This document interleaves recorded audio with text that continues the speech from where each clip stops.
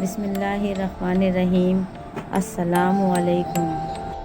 رسول اللہ صلی اللہ علیہ وسلم نے فرمایا کہ تم دوسروں کی دیکھا دیکھی کام نہ کرو کہ یوں کہنے لگو اگر لوگ ہمارے ساتھ بھلائی کریں تو ہم بھی ان کے ساتھ بھلائی کریں، اور اگر لوگ ہمارے اوپر ظلم کریں تو ہم بھی ان پر ظلم کریں، بلکہ تم اپنے آپ کو اس بات پر قائم رکھو کہ اگر لوگ بھلائی کریں تو تم بھی ان پر بھلائی کرو، اور اگر لوگ برا سلوک کریں تب بھی تم ان پر ظلم نہ کرو۔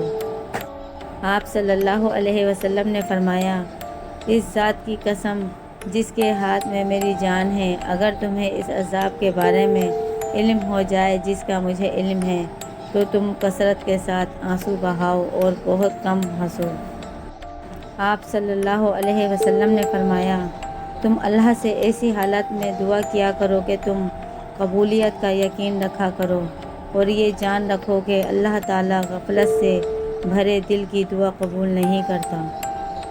آپ صلی اللہ علیہ وسلم نے فرمایا، جو شخص کسی کو کافر کہہ کے پکارے یا خدا کا دشمن کہے اور وہ ایسا نہ ہو تو یہ کلمہ کہنے والے پر لوٹ آتا ہے۔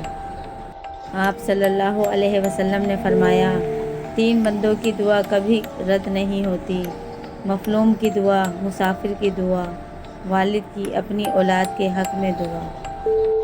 آپ صلی اللہ علیہ وسلم نے فرمایا، جو شخص اللہ تعالیٰ اور آخرت کے دن پر یقین رکھتا ہے اسے چاہیے کہ اپنے مہمان کی عزت کرے۔